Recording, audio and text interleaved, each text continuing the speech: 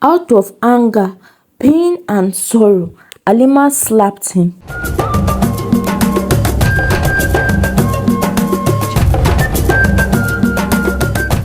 Halima was a strong, hardworking and kind girl. She was fearless. That was why when she got married to a soldier, people weren't surprised. Her husband Usman was so kind and hardworking.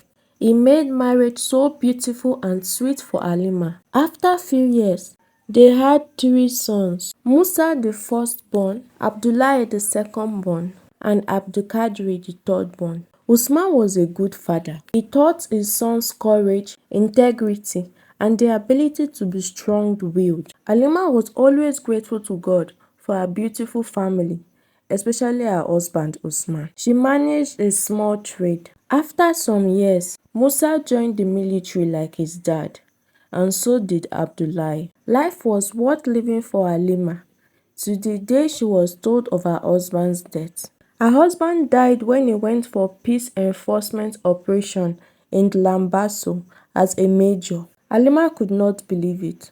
She cried all night, but had to be strong for her sons. Strategy struck again when Musa, her first son, died during an operation to capture bandits in Jakoli State.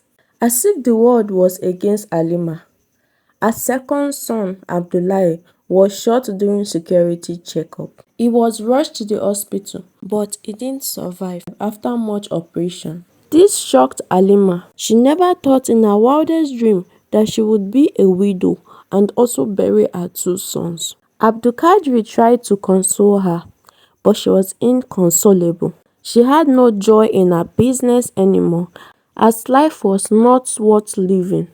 Abdulkadir took over the small business, trying to support his depressed mom. After 6 months, the business grew so well. Halima admired her son's hardworking skills and how he managed to grow the business within 6 months. She promised herself to protect and take care of him, since he was her only child now. She woke up the next morning in a happy mood, dressed up in a bright color, and went to the shop to resume business. Abdulkadir was surprised, but was so happy. He thanked God for reviving his mom. The next year, Abdulkadir graduated with good grades. Halima was so proud that she asked him to tell her whatever he wants and she will fulfill it. Immediately, Abdulkadir asked his mom to allow him join the Air Force military. Out of anger, pain and sorrow, Halima slapped him. She shouted at him, asking him why he would ever think of that in the first place. Abdulkadir tried explaining to Halima, but she would hear none. That night was the longest night for Halima, as she could not sleep. She kept on crying. That was the first time she touched Abdulkadir. Abdulkadir, on the other hand, understood his mom's pain. That's why he hid his dream to join the military. The next day, Abdulkadir cooked Halima's favorite food, but she would not eat it. He bought her gifts, but she refused it. One night, Halima woke up hearing someone sob in the living room. She got there and was surprised to see Abdulkadir crying and looking at his dad's picture. Abdulkadir didn't know his mom was watching him and continued talking to his dad's picture, telling his dad all that had happened and how his mom missed him. He explained the current situation and told his dad to please touch his mom's heart. Halima broke down in tears. She went to hug Abdulkadir and apologized for being hostile towards him. She told him she would allow him join the Air Force, but on one condition. The condition was that he would never die. Abdulkadir promised. They spent that night talking about the family memories, going through the pictures. After a month, Halima woke up worried and sad. It was the day Abdulkadir would join the military. Abdulkadir saw the pains in his mom's eye and reassured her that he would keep his promise and never die before her. Halima followed him to the bus stop and bid him farewell, asking God to protect her son. As Halima made her way back home, she could hear the murmurs and see the disapproving glance of the women in the street.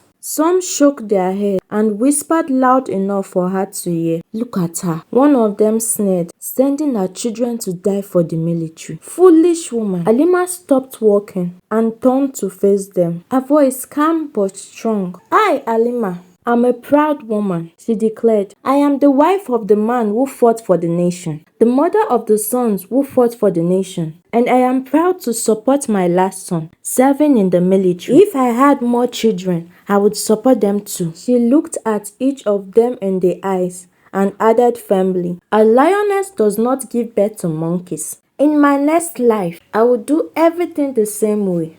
Gaskia." With that, Anima lifted her head and walked away, leaving the women ashamed. 2 years passed. One day, news of an Air Force officer's body found on the roadside quickly spread through Alima's community. The rumors was that the soldiers followed some bandits to a nearby forest, but it was a trap set by the bandits. All the soldiers were burnt, and only one managed to walk into the community for help, but couldn't make it because of the high degree burn. Alima's heart ached instantly, and so she ran to the site to see who the soldier was. As she got closer to the crowd, tears dropped from her eyes. She remembered how Abdulkadir promised to stay alive. The closer she got, the more tears fell. Once she sighted the dead soldier's hands, she fell down. The soldier had the same ring with her son. People tried to console her, but she was inconsolable.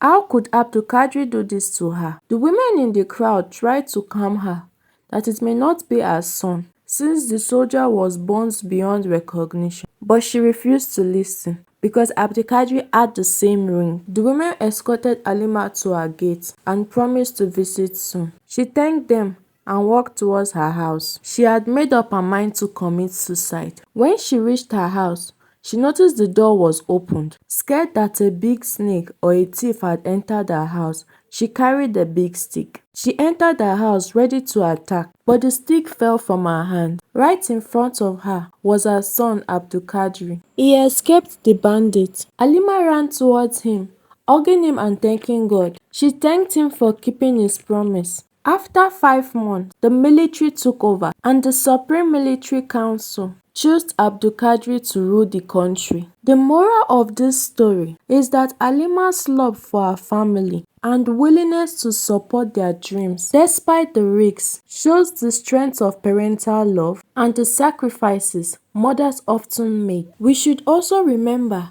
to respect our soldiers for the sacrifices they make, and never forget that their father, mother, wife, and children are waiting for them at home. Thank you for watching this story. Comment on what you learned, and do not forget to like and share with your loved ones. Subscribe to this YouTube channel to enjoy more stories.